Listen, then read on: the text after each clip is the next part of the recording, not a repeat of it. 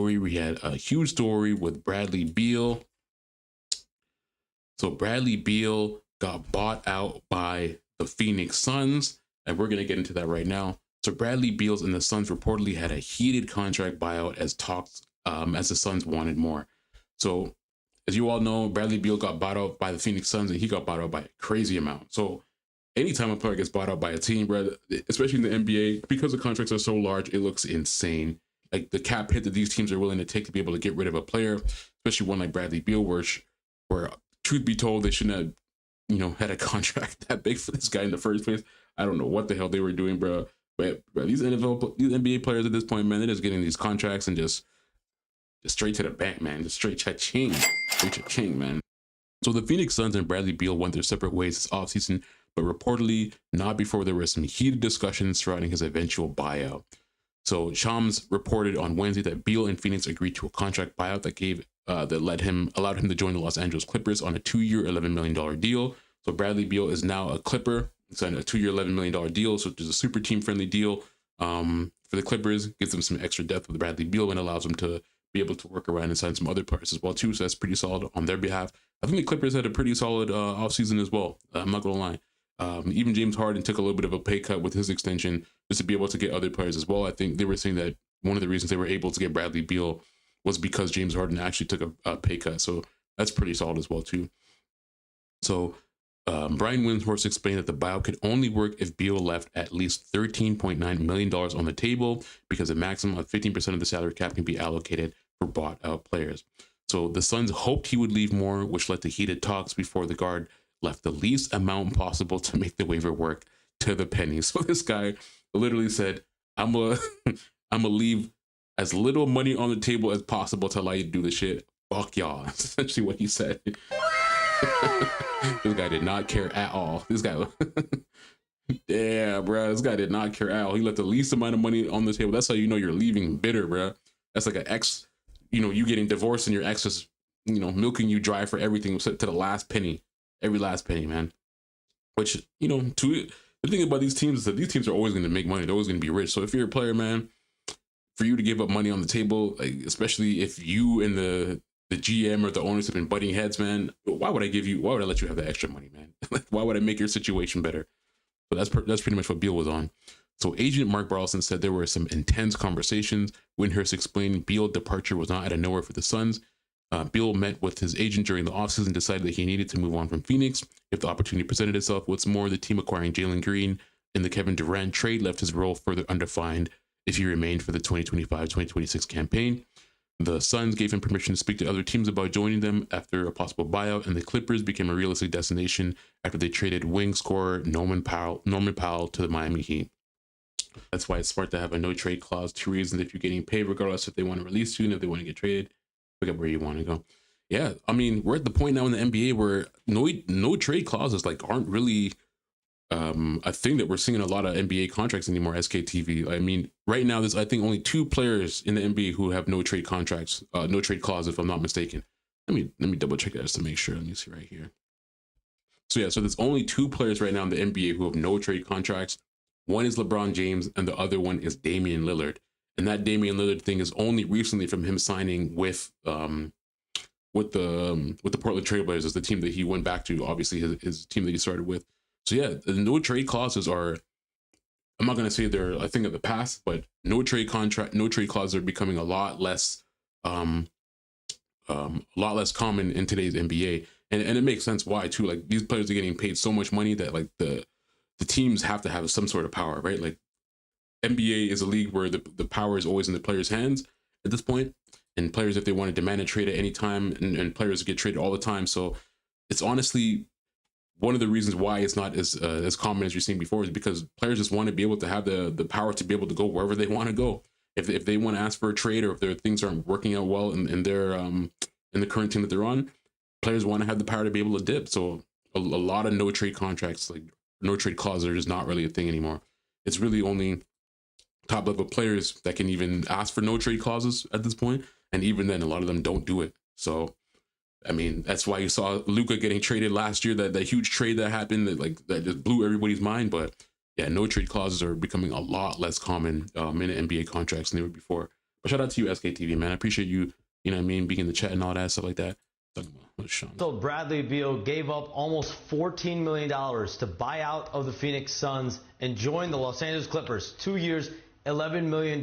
His deal will have a player option next summer, so he's slated to be one of the top free agents next offseason. But this is someone that had $110 million left on his contract over the next 2 years.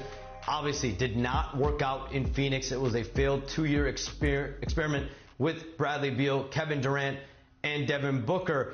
And so over the last few weeks, Bradley Beal, his representative Mark Bartelstein, they've been talking and meeting with several teams around the league, aside from the Clippers.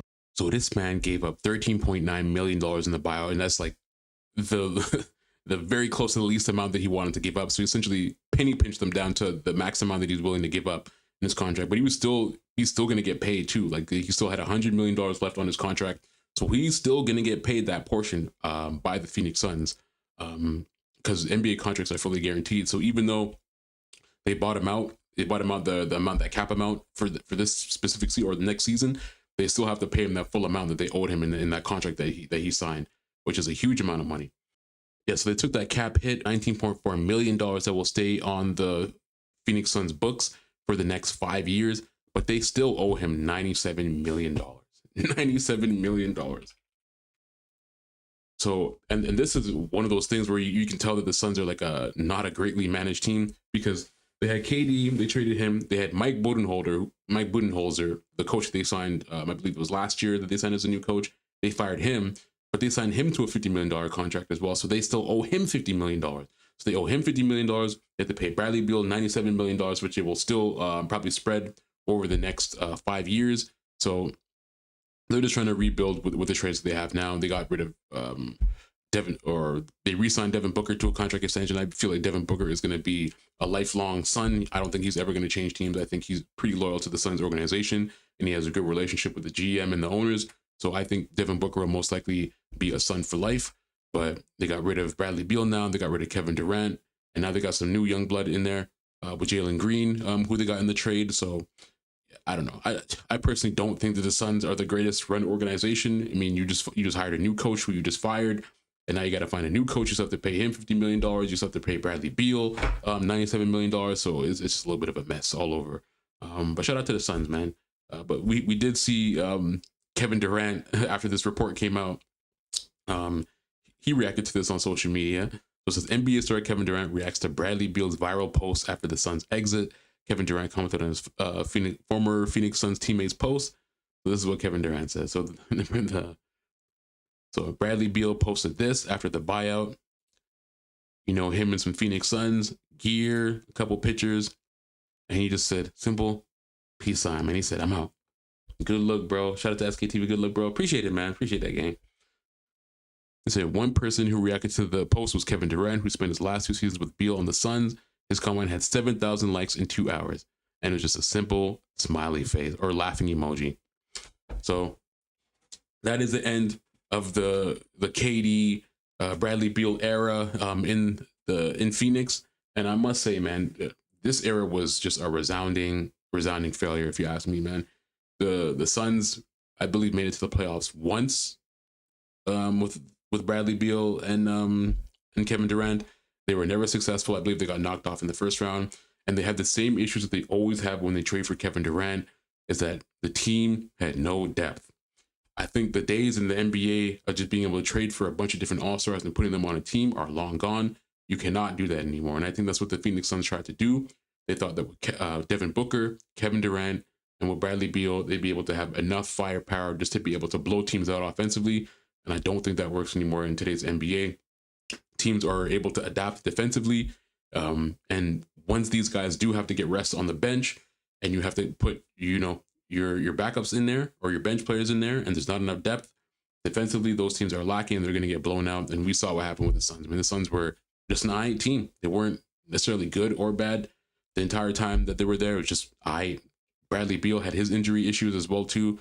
And I just don't think it worked out, man. I think with Kevin Durant, this last couple of teams that he's been on, I think it shows that he's not necessarily the number one. He's not going to be the guy that leads the team. Kevin Durant is still obviously one of the best offensive players ever in NBA history, and this dude is still a monster. but I don't think he's the guy that you need to be able to lead the team to the promised land, man. I think Kevin Durant, the way he worked on Golden State was the best for him. You have Steph Curry, who's the main guy. Maybe you have, Klay Thompson, who's like a spot up shooter or something like that. And you have Kevin Durant with a lot of movement, moving around, catching the ball off the ball, being able to kill you, dribbling, shot, whatever it is. But having him being able to move around, be free, and not be that first option, I think is the best option for Kevin Durant.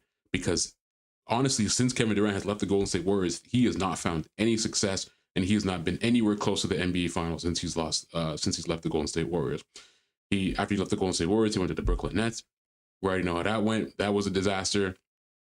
Brooklyn Nets, Phoenix Suns, and it just hasn't worked out. So I honestly don't think at this point in his career, especially when he's older, that Kevin Durant is a first option on the team. I think he works best as the second to the number one, as like a 1-2 punch to seal the game off.